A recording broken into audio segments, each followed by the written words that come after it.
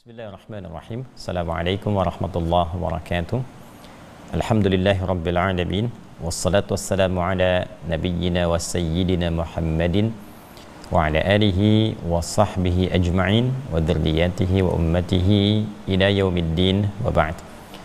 Saudara-saudariku dimanapun kita semua berada, semoga tayangan kali ini menemui kita semua dalam keadaan yang sehat, yang baik, dan dimuliakan oleh Allah Subhanahu wa Ta'ala. Hari ini alhamdulillah telah sampai kita pada hari ke-20 di bulan Ramadan tahun 1446 Hijrah dari Indonesia, khususnya waktu Indonesia bagian barat. Dan tentu kita bermohon pada Allah Subhanahu wa Ta'ala, semoga seluruh rangkaian ibadah yang mengiringi puasa kita di tahun ini sampai detik ini berkenan diterima oleh Allah Subhanahu wa Ta'ala dengan penerimaan terbaik. Pun demikian, semoga doa-doa kita dikabulkan oleh Allah Subhanahu wa Ta'ala untuk kebaikan dunia dan akhirat kita insyaallah. Teman-teman, tanpa terasa waktu berlalu begitu cepat. Pun demikian dalam beberapa keterangan yang disampaikan oleh Nabi sallallahu alaihi wasallam, bahkan didokumentasikan oleh para ulama sehingga bisa kita akses dalam kitab-kitab hadis. Nabi pernah memberitakan bahwa akan tiba masa perjalanan waktu itu begitu cepat berlalu. Yataqarabuz zaman, masa semakin mendekat. Dalam satu riwayat, setahun terasa seperti sebulan, sebulan terasa seperti satu pekan terasa seperti satu hari terasa seperti kilatan saja. Ini rasanya baru kemarin kita memulai Ramadan, sekarang sudah masuk hari ke-20 dan mengantarkan kita pada 10 terakhir di bulan Ramadan. Dalam pembahasan di episode terdahulu kita pernah membahas tentang keutamaan awal Ramadan, kemudian amalan memasuki pertengahan Ramadan, dan kini kita akan mencoba mempelajari amalan-amalan dan keistimewaan-keistimewaan terkait dengan 10 akhir Ramadan yang diantarkan di hari ini. Insya Allah akan dimulai pada malam nanti selanjutnya sampai Ramadan selesai dan tuntas kita menunaikan ibadah di Ramadan tahun ini. Untuk itu langsung saja kita akan menuju pada referensi utama di kajian ini, yaitu kitab Sahih Al-Bukhari, dan juga nanti kita akan isi dengan keterangan di kitab-kitab hadis yang lain, terutama di Sahih Muslim, sehingga dua kitab Sahih bisa beriring sejalan dalam pembahasan kita insyaallah. Apa saja keistimewaan di 10 terakhir Ramadan, bagaimana Nabi SAW bukan hanya memberikan penjelasan tapi juga langsung memberikan contoh praktikal kepada kita yang kelak semua itu didokumentasikan dan diberitakan oleh lingkaran terdekat di kalangan keluarga beliau, terutama istri-istri beliau yang mulia Ummahatul Mukminin radhiyallahu taala anha wa anhunna jami'an. Bismillahirrahmanirrahim. Teman-teman, kita ke subtopik di nomor 5 dari topik nomor ke-32 di Sahih Al-Bukhari. Pernah saya sampaikan di kitab Sahih Al-Bukhari itu disusun oleh Al-Imam Al-Bukhari dengan susunan tematik yang terkait dengan panduan kehidupan kita dan diacukan kepada aktivitas kehidupan Nabi sallallahu alaihi wasallam. Nah, 97 tema atau kadang sering saya sebut 97 topik ini diurutkan secara sistematis sesuai perjalanan kebutuhan kehidupan kita, baik dalam ibadah ritual pun demikian dalam ibadah sosial di muamalah, serta juga ada yang terkait dengan kehidupan praktikal semacam tuntunan berakhlak dan sebagainya. Nah, ini kita temukan di topik nomor ke-32 kitab Fadli Lailatul Qadar, ya, topik pembahasan tentang keutamaan malam Al-Qadar. Subtopiknya masuk subtopik yang ke-5 di halaman 297 di kitab kami, Babul Amali fil Ashril Awakhir min Ramadan. Subtopik tentang amal atau aktivitas di 10 terakhir bulan Ramadan. Jadi 10 terakhir di bulan Ramadan itu aktivitas yang ditunjukkan oleh Nabi sallallahu alaihi wasallam itu seperti apa? Kita akan mulai dari hadis yang insyaallah kita akan bacakan dan pahami bersama. Semoga Allah Subhanahu wa Ta'ala memberikan kemudahan, memberikan taufik sehingga mampu kita baca, kita pahami dengan benar, dan pemahaman itu membantu kita untuk mudah mengamalkan saat memasuki 10 terakhir di bulan Ramadan ini. Bismillahirrahmanirrahim. Qala al-Imam al-Bukhari rahimahullahu taala. Qala al-Imam al-Bukhari rahimahullahu taala, ini penting untuk disampaikan supaya kita tidak langsung mengatakan haddatsana. Dalam ilmu hadis itu kita harus sampaikan dulu ke rawi terakhir yang kita terima, baru kemudian kita teruskan. Babul amali fil ashril awakhir min Ramadan. Subtopik tentang aktivitas di 10 terakhir bulan Ramadan. Qala haddatsana Ali bin Abdullah. Imam Al-Bukhari menerima dari sosok bernama Ali bin Abdullah riwayat ini. Haddatsana Sufyan, kemudian Ali bin Abdullah menerima riwayat ini dari Sufyan. An Abi Ya'fur, Sufyan menerima dari Abi Ya'fur. An Abi Dhuha, Abi Ya'fur menerima dari Abi Dhuha. An Masruqin, beliau menerima dari Masruq. An Sayyidati Aisyah radhiyallahu taala anha. Ya, saya di sini masukkan kata Sayyidah sebagai penghormatan dari Sayyidah Aisyah, semoga Allah meridhai kepada beliau. Nah, ini penting teman-teman, dua hal saya tegaskan kembali, bahwa di dalam Islam seluruh panduan untuk beribadah, beragama pada umumnya itu tidak boleh dikarang. Tidak boleh dikarang oleh setiap personal muslim. Tidak ada celah untuk kreativitas. Di sini untuk menjaga orisinalitas keislaman, validitas ajaran Islam yang menunjukkan Islam itu benar, ya kan? Yang menjaga nilai-nilai keislaman, tahu dari mana ini nabinya mengajarkan, tahu dari mana Nabi menerima dari petunjuk Allah Subhanahu wa taala. Itulah pentingnya sanad, transmisi periwayatan. Si fulan diterima dari siapa, dari siapa, dari siapa, sampai ke sosok penutur dan pemberi contoh awalnya, yaitu Nabi Muhammad sallallahu alaihi wasallam. Ini keunggulan dalam Islam yang tidak ditemukan ya dalam referensi-referensi, bahkan mungkin di keyakinan lain bisa kita komparasikan. Ada nggak kita temukan jalur yang demikian? Kok ibadahnya bisa begitu, kan? Dari mana taunya kalau mau sholat misalnya tangan diangkat dalam bertakbir misal, gitu kan? Kemudian panduan 10 hari terakhir tahu dari mana? Ya, apa ada orang yang mengarang, apa ada orang yang coba membuat panduan sendiri, atau ini benar-benar petunjuk Nabi? Maka keunggulan di Islam itu bisa dilacak sampai ke setiap masanya, dan setiap orang ini itu bisa kita lacak biografinya juga. Bahkan banyak ulama sudah menulis buku tentang biografi mereka, orang-orang ini, sampai ke karakteristiknya. Ya, sampai ke karakteristiknya. Kita temukan misalnya kitab ada Jarh wa Ta'dil, Mizanul I'tidal, ya, menerangkan tentang karakteristik para periwayat-periwayat demikian. Dan kita temukan misalnya Wafayatul A'yan, Syiar A'lam Nubala, itu kan, tentang profil orang-orang ini yang bisa kita gali itu, ya, sampai ke situnya. Dan saking luar biasanya para ulama kita memberikan satu penjelasan, keterangan yang sangat presisi.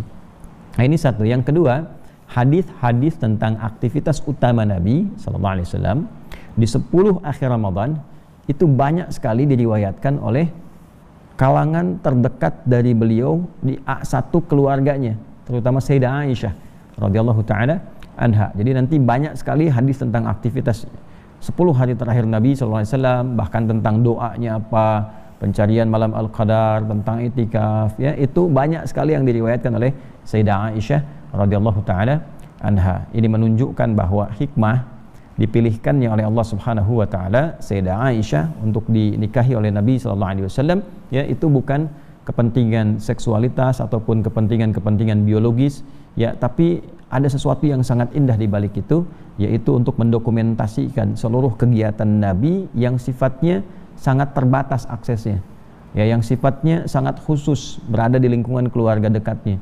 Ya, oleh karena itu Sayyidah Aisyah yang memang memiliki tipikal yang sangat aktif dalam hal keilmuan, senang belajar, yang kelak juga beliau akan mengajar, itu kan, ibadahnya sangat luar biasa.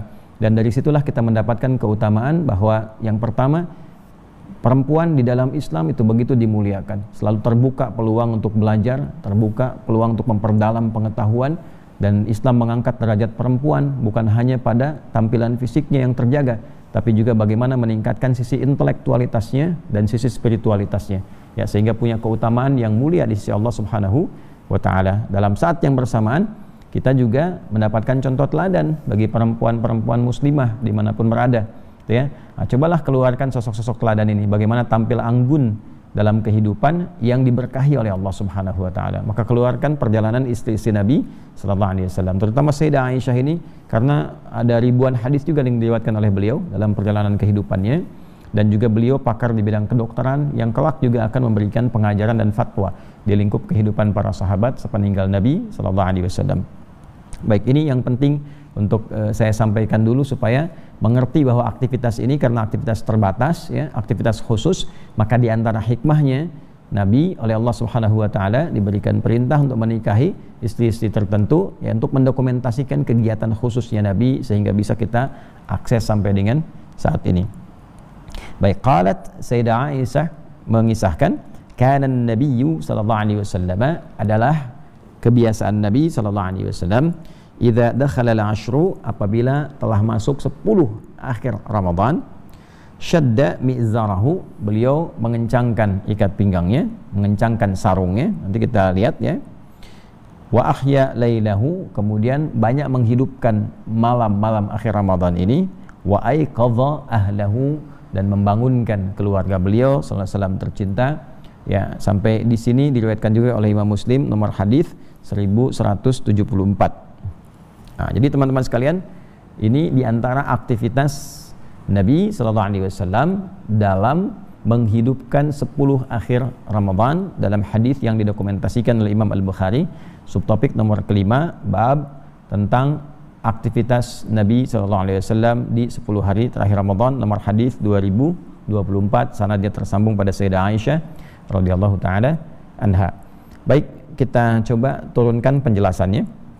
Kana Nabiyyu sallallahu alaihi wasallam, adalah kebiasaan Nabi sallallahu alaihi wasallam.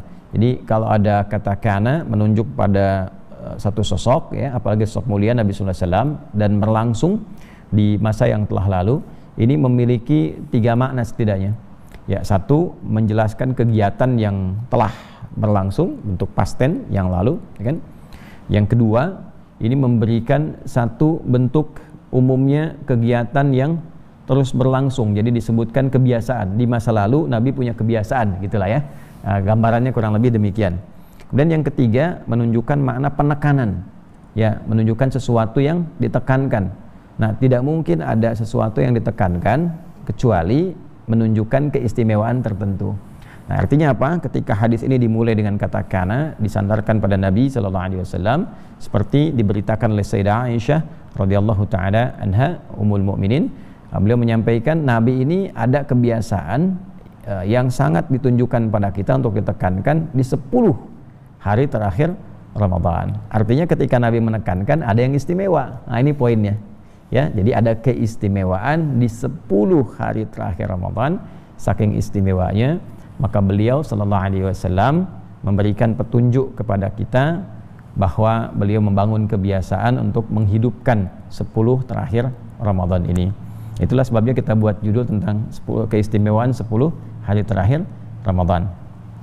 Nah, saking istimewanya, idza dakhala al-ashru, maka beliau sallallahu alaihi wasallam apabila telah masuk 10 hari terakhir Ramadan, syadda mi'zarahu, ya, beliau mengencangkan sarungnya. Ya, kalau kita sekarang ikat pinggangnya. Kalau nggak pakai sarung, berarti kan pakai celana, ikat pinggang, dikencangkan sarungnya. Apa yang dimaksud dengan syadda mi'zarahu? Di sini ada syarahnya sedikit, ya. I'tazalan nisa. Ya, artinya meninggalkan istri-istri beliau dulu. Artinya untuk fokus ibadah terlebih dahulu sampai kemudian berpisah sementara waktu di 10 terakhir Ramadan dengan istri-istri beliau. Artinya apa? Saking pentingnya, saking istimewanya 10 terakhir Ramadan ini, ya, keadaan beliau sebagai seorang suami, ya kan, sebagai seorang ayah dalam kehidupan rumah tangga. Ini kan sosok yang paling penting dengan aktivitas terpenting. Ya, setiap kita punya aktivitas kan di rumah tangga dengan pasangan masing-masing, terutama ya bagi yang suami dengan istrinya, ya kan, ayah dengan anak-anaknya dan sebagainya. Nah, ini kan kita mencari kegiatan di luar, nafkah, bekerja, kan itu untuk ke rumah. Ya, sehingga jangan sampai terbalik. Ya, jangan sampai konsentrasi kita keluar itu lebih dalam dibandingkan dengan perhatian yang diberikan ke rumah, ke anggota rumah. Ya, kecuali ada kondisi-kondisi tertentu yang dijadikan itu sebagai wasilah untuk menarik perhatian Allah supaya memberikan ridhonya kepada orang-orang di rumah. Ya seperti tugas para ulama misalnya, itu lebih banyak membersamai umat kadang-kadang gitu kan, lebih banyak kemudian berdakwah untuk bisa mendapatkan ridha Allah Subhanahu wa taala, sehingga dengan pendapatan ridhanya itu maka turunlah keberkahan ke keluarga. Allah yang jaga keluarganya. Itu nanti ada petunjuknya di dalam Al-Qur'an. Ya, seperti kita temukan misalnya ada di surah Ali Imran di ayat dari 35 sampai 37 bagaimana Sayyidah Hannah, ya, semoga Allah merahmati beliau, itu istrinya Imran, ya, semoga Allah meridhai beliau, punya anak namanya Maryam, kan, alaihissalam, bagaimana kemudian diikhtiarkan oleh beliau sejak dalam kandungan supaya dekat dengan Allah, lalu dibikinkan mihrab setelah lahir, dinamai yang terbaik, itu kan, diperlindungkan kepada Allah. Lantas apa yang terjadi ketika semua diikhtiarkan untuk mendapatkan ridha Allah? Allah menerima ikhtiar itu, maka Allah memberikan perawatannya, kebutuhannya, segalanya, dan fataqabbalaha rabbuha biqabulin hasanin wa ambataha nabatan hasana wa kaffalaha Zakaria kullama dakhala 'alaiha Zakaria al-mihraba wajada 'indaha rizqa, ya kan? Jadi semua disiapkan oleh Allah, diatur pertumbuhannya, diperhatikan, dirawat, sampai kemudian kebutuhan rezekinya pun Allah berikan, ya.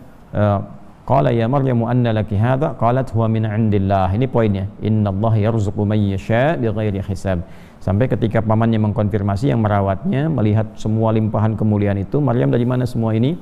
Maryam kemudian mengatakan alaihissalam, ini semua anugerah dari Allah. Allah memberikan rezeki tanpa batasan. Nah, inilah kadang-kadang ada kesolehan orang tua itu berdampak perawatan, dampak perhatian, berdampak karunia yang Allah berikan. Ya, bahkan setelah kedua orang tuanya meninggal pun anak-anak masih mendapatkan perhatian.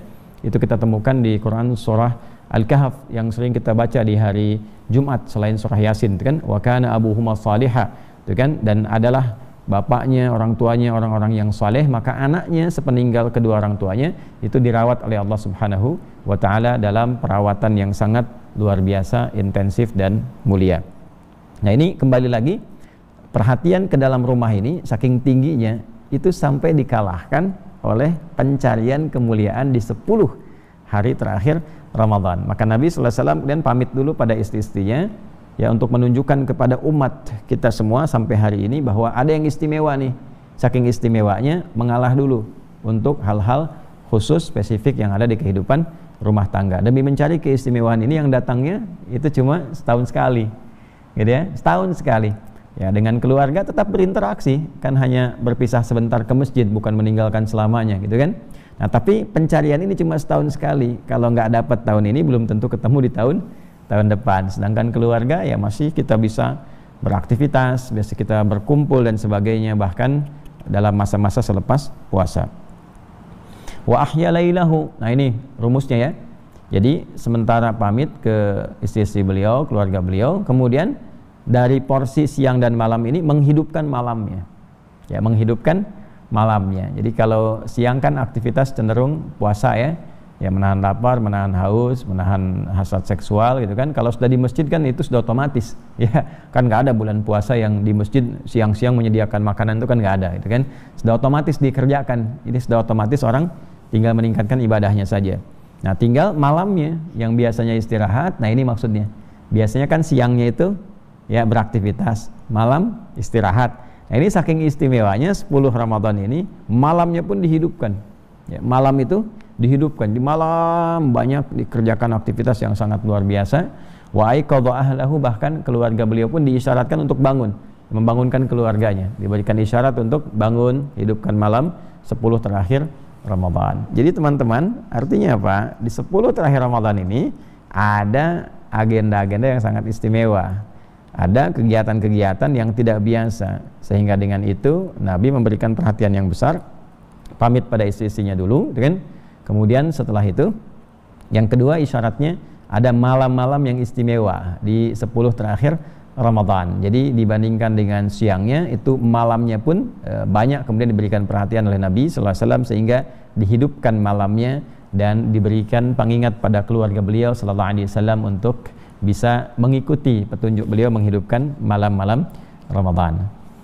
Nah, dengan demikian kita akan mencoba untuk mencari apa saja yang istimewa yang bisa dikerjakan selama 10 terakhir Ramadan itu, ya, sehingga di hadis Muslim untuk menuju ke bahasan ini kita juga akan mendapatkan keterangan bahwa Nabi SAW itu lebih bersungguh-sungguh lagi ya karena Nabi sallallahu alaihi wasallam adalah kebiasaan Nabi sallallahu alaihi wasallam itu kan ijtihada, beliau semakin bersungguh-sungguh lagi ya di 10 terakhir Ramadan, hal yang jarang beliau lakukan di hari-hari lain, bahkan sebelum 10 Ramadan, di bulan Ramadan itu sendiri. Jadi tidak seperti di awalnya, tidak seperti di pertengahannya, tapi di akhir Ramadan itu semakin meningkat kesungguhan Nabi sallallahu alaihi wasallam.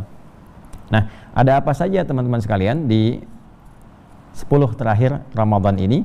Nah, jadi yang pertama yang bisa kita dapatkan kembali kepada keterangan tadi tentang fadlu Lailatul Qadri ya. Jadi di sini ada kitab Fadli Lailatul Qadri tentang topik keutamaan malam Al-Qadar.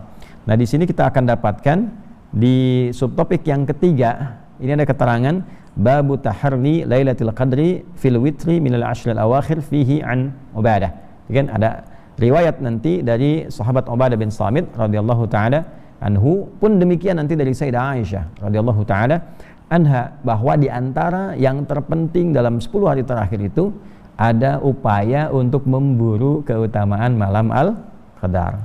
Jadi satu keistimewaannya, kenapa nanti 10 hari terakhir dihidupkan banyak malamnya, sampai juga hubungan suami istri sementara berhenti dulu gitu kan, fokus dulu pada hal yang lain. Nah, ternyata salah satu yang diburunya sampai keluarga dibangunkan untuk mengejar ini, salah satunya adalah ada peluang untuk mendapatkan keutamaan malam Al-Qadar. Nanti kita akan bahas tersendiri tuh, kapan malam Al-Qadar itu, kan? Apakah hanya 10 terakhir Ramadan, atau memang juga bisa muncul di awal telah berlalu kan, atau mungkin di pertengahan ya? Dan peluangnya kan sekarang tinggal di 10 terakhir. Ya, nanti kita akan bahas spesifik tentang malam Al-Qadar ini. Hari ini kita berikan pengantar dulu tentang wujudnya atau datangnya, hadirnya malam Al-Qadar. Di antaranya ada peluang di 10 terakhir Ramadan, gitu kan? Kemudian teman-teman sekalian, di sini juga kita dapatkan peluang untuk i'tikaf. Ada i'tikaf nih ya. Jadi dari 10.20 ini sudah mulai siap-siap, malam 21 itu sudah masuk sorenya, malamnya sudah mulai i'tikaf ya, malam 21 kemudian lanjut terus gitu ya. Apakah malam ganjil aja atau setiap malamnya, itu pun nanti ada babnya sendiri. Insyaallah kita akan bahas. Ya, termasuk tujuannya i'tikaf. Kenapa sih ada i'tikaf, sunnahnya gitu kan? Ya, apa yang kita bisa dapatkan dari i'tikaf? Kalau ngejar malam kan jelas, tanpa i'tikaf pun orang bangun, gitu kan? Ya, singkatnya gini, kalau untuk mendapatkan malam Al-Qadar syaratnya bukan di masjid. Ya, syaratnya malam bangun. Ya, syaratnya malam bangun. Jadi kalau nggak sempat misalnya ada kemampuan tertentu untuk ke masjid pun, ya di rumah nggak ada masalah, bangun malamnya dihidupkan, insya Allah peluang dapat malam Al-Qadar. Ya, tapi di sini ada sunnah yang kedua, yaitu i'tikaf. Ya, untuk i'tikaf ini ada kemuliaan apa? Nah, ini jangan sampai dipahami bahwa i'tikaf hanya terbatas untuk mengondisikan mendapatkan malam Al-Qadar. Tidak ya, ada hal yang istimewa lain, ada karakter yang dibentuk dari i'tikaf, ada makna yang sangat dalam. Jadi bukan pindah tempat istirahat, bukan pindah tempat tidur, bukan tempat pindah makan dan sahur. Nanti ini insya Allah kita akan bahas juga tersendiri tentang i'tikaf ini. Jadi yang pertama kita dapatkan ada keistimewaan perburuan positif tentang malam Al-Qadar. Yang kedua adalah ada amalan yang istimewa yang didapatkan khususnya. Walaupun tidak diperkenankan juga kita membatasi ya, boleh saja i'tikaf terbatas di 10 pertama, pertengahan, bahkan nanti kita punya bab ini pertengahan i'tikaf pertengahan Ramadan itu ada subtopiknya sendiri. Ya, tapi yang paling populer dan juga paling penting ini adalah nanti diantara sunnah menghidupkan i'tikaf di 10 malam terakhir Ramadan, 10 hari terakhir Ramadan. Nah, ini teman-teman sekalian, di dua hal ini yang kita akan perdalam, khususnya berburu kemuliaan yang hanya didapatkan di 10 hari terakhir Ramadan. Bagaimana perincian dari dua bab itu? Seperti apa masalah-masalah yang terkait di dalamnya? Insya Allah kita akan dapatkan keterangannya lengkap sekali. Jadi sering saya sampaikan, sebetulnya bab ini kalau dibahas sebelum Ramadan tuntas nih. Ya, 121 hadis, 69 subtopik itu tentang Ramadan saja. Secara keseluruhan kita selesai persoalan-persoalan yang terkait dengan Ramadan seutuhnya insya Allah, dan juga pertanyaan-pertanyaan yang terkait dengan masalah-masalah Ramadan, tentang ciri-ciri Al-Qadar bagaimana ya, terus tanda orang dapat Al-Qadar itu seperti apa, perubahannya bagaimana, itu juga ada.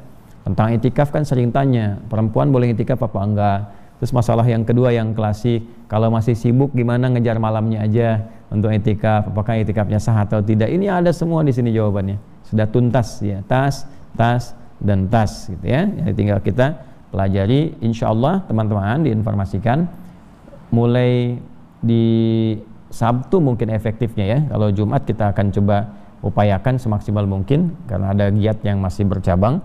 Di Sabtu ini kita insya Allah coba maksimalkan di 3 pembahasan. Subuh kita kajian seperti ini, mudah-mudahan bisa live itu kan dengan izin Allah Subhanahu wa taala. Kemudian nanti sore juga kita bisa adakan pembahasan khusus ya, bisa seputar tanya jawab atau nanti kultum dari para masyayikh. Insya Allah nanti ada 8 sampai 10 orang masyayikh dari Al-Azhar khususnya, itu bisa memberikan pendampingan dari Al-Azharnya dan juga dari Darul Ifta. Ada para mufti-mufti yang bisa memberikan kultum pengantar untuk berbuka. Kita hidupkan untuk Aku Suka ya, ayo kultum sejenak untuk berbuka. Kemudian yang spesial di tahun ini ya, disampaikan nanti dari teman-teman para masyayikh Al-Azhar. Kemudian untuk yang malam insya Allah ba'da tarawih mungkin kita bisa hadirkan sejenak untuk tanya jawab. Kemarin di Bandung saya pernah sampaikan saat pertemuan kita Safari Ramadan bahwa peluang untuk tanya jawab silahkan nanti dikumpulkan kertas yang sudah ada. Yang online ini nanti dari kolom saya akan mungkin insya Allah buat satu video khusus atau anjuran khusus di Instagram. Kalau ada pertanyaan seputar Ramadan ya silahkan Anda sampaikan, atau topik tertentu di luar Ramadan. Kalau pribadi betul jangan dibuka terbuka, tapi mungkin bisa di DM atau disampaikan spesifik oleh teman-teman. Nanti di sini insya Allah setiap malam mungkin ya ba'da tarawih gitu, itu kalau tidak demikian nanti kita aturkan mungkin pas waktu sahur ada video yang tapping atau mungkin bisa langsung live dengan teman-teman yang insya Allah pertanyaan itu akan dijawab juga oleh teman-teman dari Al-Azhar ataupun Darul Ifta atau kami sendiri. Nanti kita akan lihat kemungkinannya. Saya kira itu untuk informasi yang disampaikan melengkapi kajian kita di hari ini. Teman-teman terima kasih untuk perhatian dan kebersamaan kita semua. Semoga Allah menerima amal ibadah kita, menguatkan kita untuk menunaikan ibadah siyam di hari ini, dan sekaligus memohon maaf kepada seluruhnya tanpa kecuali. Ditemukan tentunya kekurangan, kesalahan, kekhilafan yang terjadi dilakukan oleh kami selama ini tanpa kecuali dan tanpa mencari-cari sesuatu pun dari ujung kepala sampai ujung kaki. Dengan segala kerendahan hati saya pribadi Adi Hidayat memohonkan maaf kepada teman-teman sekalian untuk keluarga kami dan meminta maaf sepenuhnya untuk saya pribadi. Semoga dengan pemaafan teman-teman Allah meridhai kita semua. Terima kasih. Allahumma taqabbal minna innaka antas sami'ul alim wa tub 'alaina innaka antat tawwabur rahim. Rabbana atina fid dunya hasanah wa fil akhirati hasanah wa qina adzabannar. Wa sallallahu ala sayyidina Muhammad wa ala alihi wa sahbihi ajma'in. Wa akhiru da'wana subhanakallahumma rabbana wa bihamdika asyhadu an la ilaha illa anta nastaghfiruka wa natubu ilaik. Assalamualaikum warahmatullahi wabarakatuh.